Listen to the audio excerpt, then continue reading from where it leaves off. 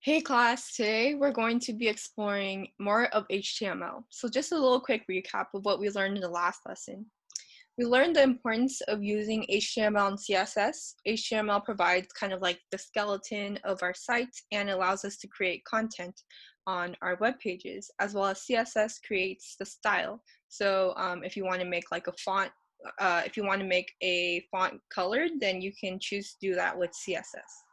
So let's take a quick look at how we can add additional components to our web pages.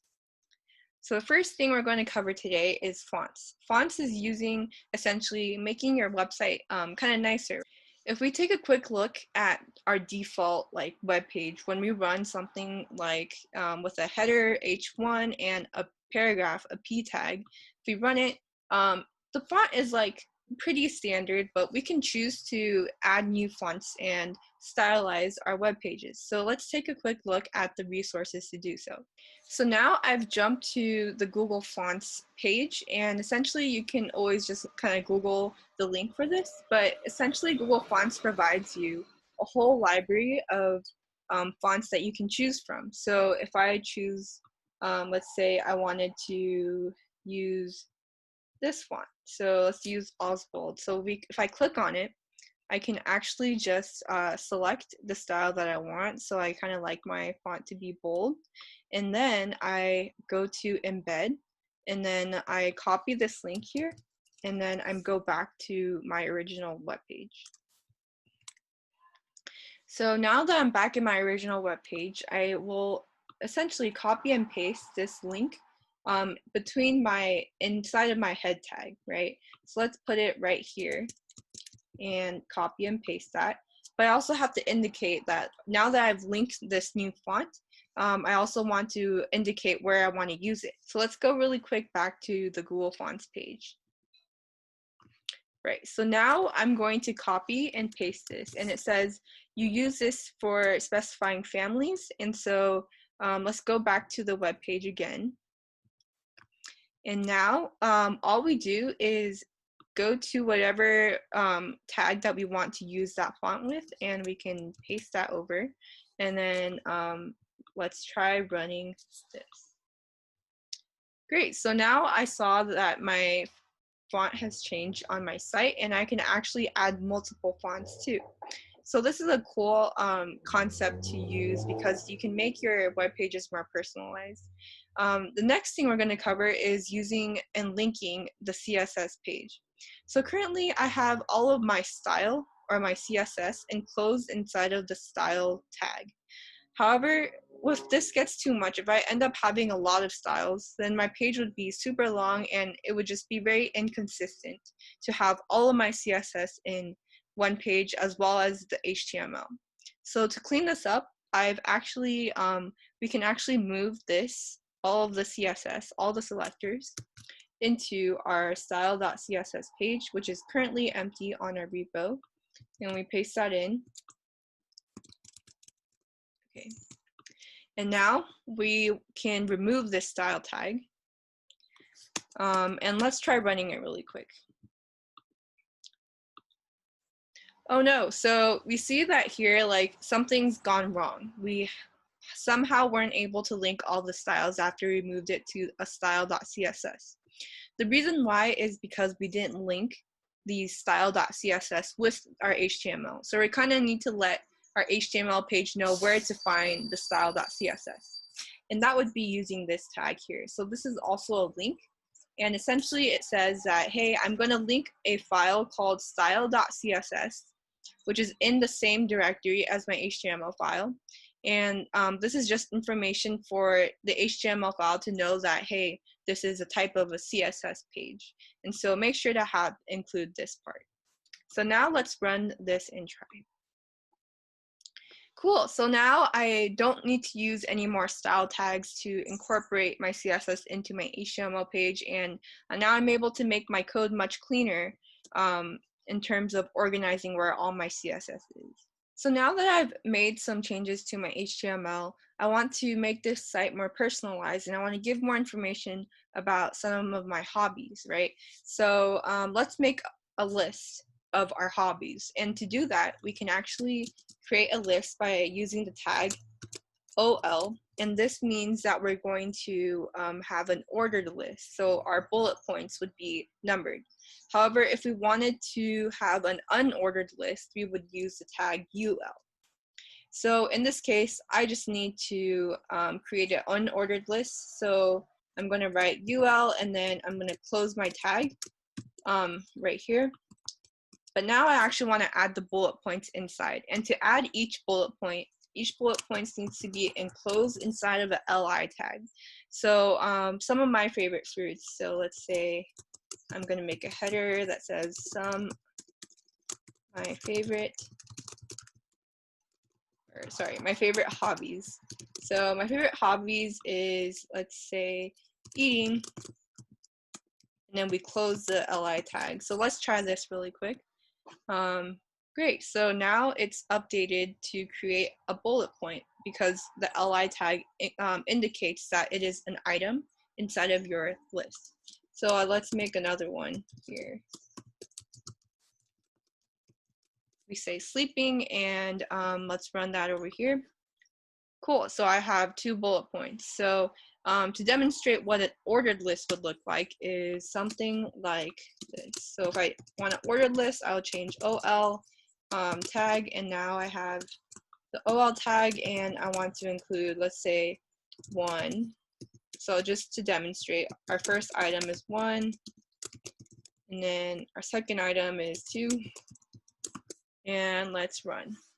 So now we see below here that we have a ordered list on the bottom, and that's because we included the OL tags instead of the UL tags.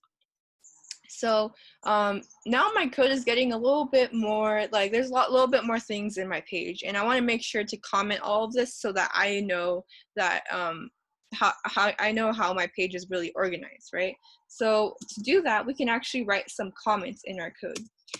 Comments in HTML are not read when the page is loaded. So to write a comment, I can just, let's say I want to say these are some numbers, right?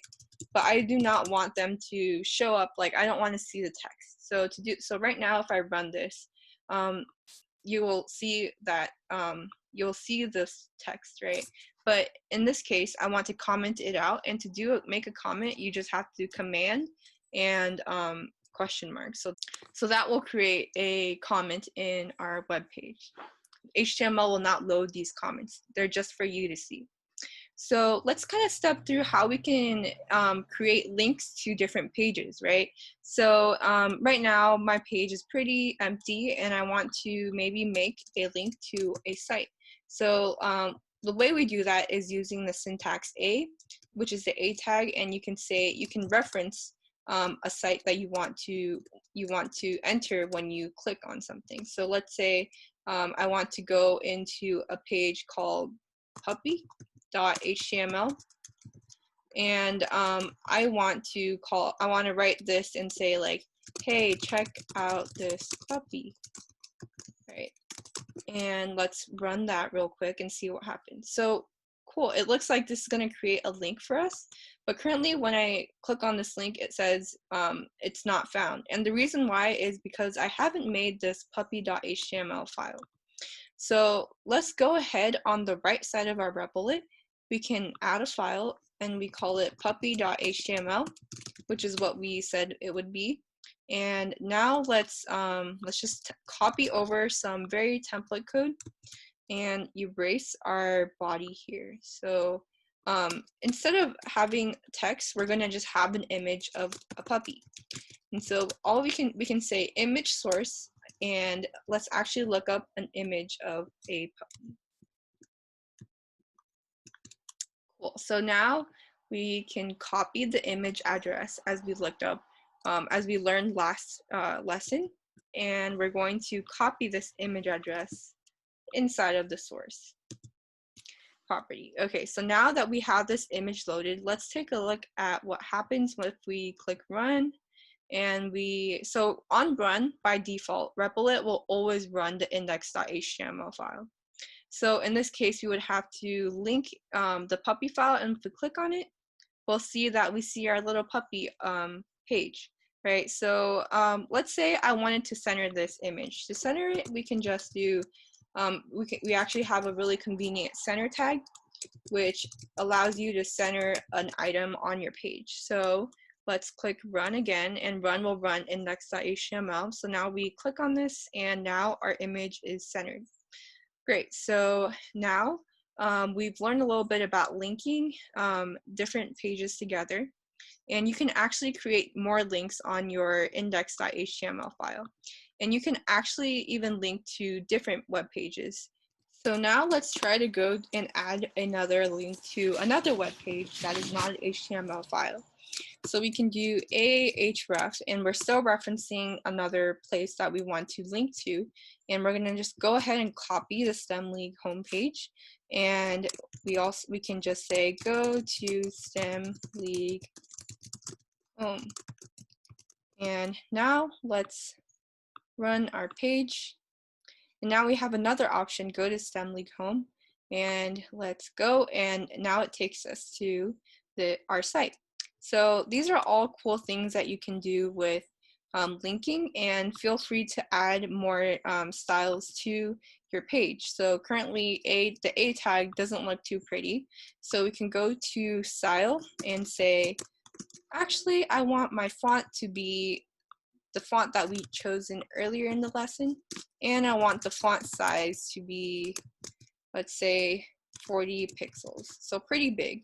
And we also want to make sure currently, because when we run this file, these two are next to each other, we want to create a break. So if we create a break, we can use the tag BR that essentially breaks to the next line. So now if we run again, now they're evenly spaced on each line.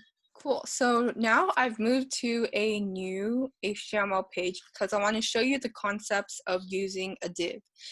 So a div is typically just a section of your HTML page that you want to essentially add to your page so that you can define the style within a certain section. So currently I've enclosed 3 different p tags inside of divs, right? So if I run this right now, I will have 3 different lines of code, but in this case, each of them are enclosed inside of div tags. However, I want each of these div tags to be different colors. And so I've actually created a style.css, and I've linked that, and I've created a class. So a class basically identifies that, hey, whatever is under inside of this class will have to be, the background color will have to be light blue, and the text will have to be centered. So to create and add a class to a div, I can essentially go to my div and I say, hey, I want to make this part like light blue. So I want to have it have the style of the class 1, right? Because we just defined that whatever part of your code will have these properties will be the class that has 1. And to remind you, the syntax for writing a class is we're going to have dot and then the name of your class. So let's go ahead and try to run this code. Cool, so now we see that our div number 1 has changed, right? But now let's see and apply all the different classes that I made here. So I made 1, 2, and 3. And so let's create one that has, let's call the div, this div will have class 2, and this div will have the class 3. So let's run this, and we see that each div has different colors, and they're also aligned differently. And to kind of understand why, we have to take a look at our CSS. So our CSS identifies 3 different classes, right? And each of them have different background colors, which that makes sense. And we also aligned this text align, meaning aligning everything inside of the div to be centered for the first one.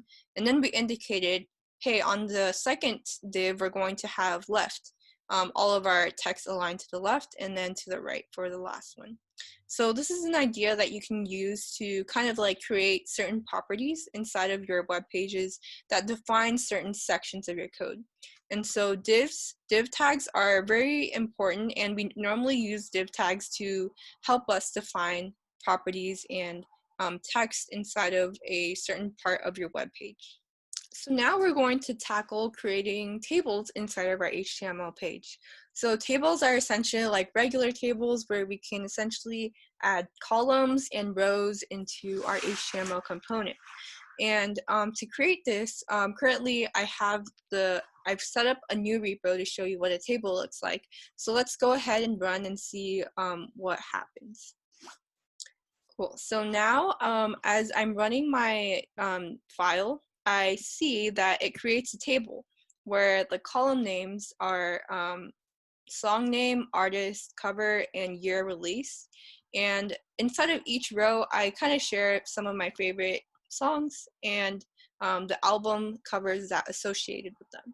So let's dive into how exactly I made this table, because it seems like a lot of work, right?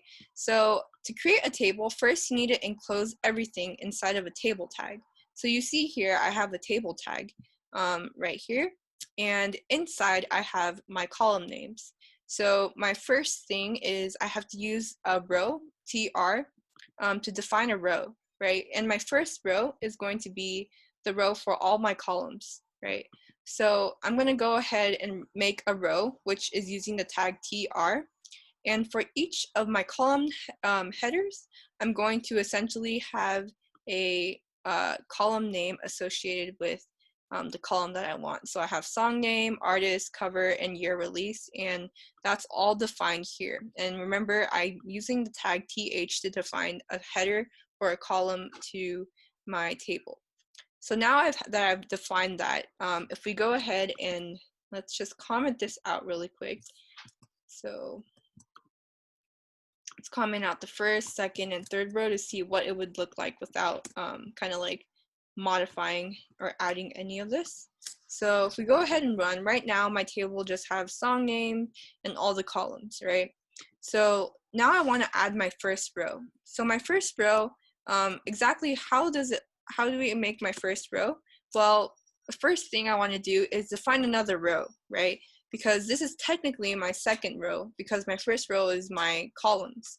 And inside of my rows, my second row, I'm going to see I'm going to create my first kind of like cell, which is going to be right under song, right? So I made the song name Fearless and the artist, and I added a image, right? And I centered the image, and these are all enclosed inside of a TD cell. A TD cell basically means it's a data point inside of your row.